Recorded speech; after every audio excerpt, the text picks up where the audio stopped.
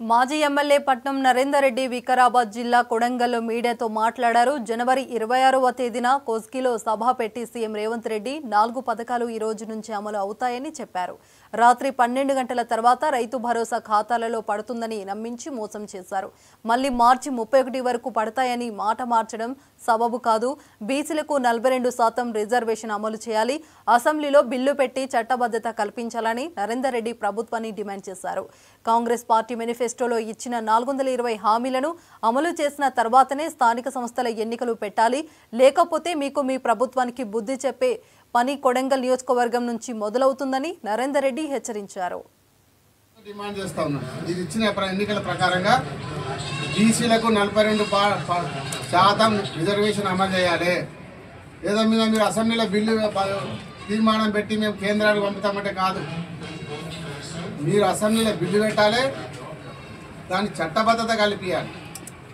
Bill పెట్టి చట్టబద్ధత కల్పించినప్పుడే దానికి మీరు హామీ ఇచ్చినట్టు వస్తుంది.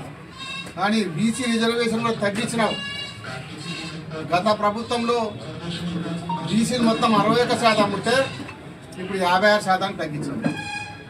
7% వేడికలు తగ్గి 5% బీసీ జనాభాను తగ్గించినాం. మరి చెప్పడం మాత్రం గొప్పగా చరిత్రాక నిర్ణయం ఇది.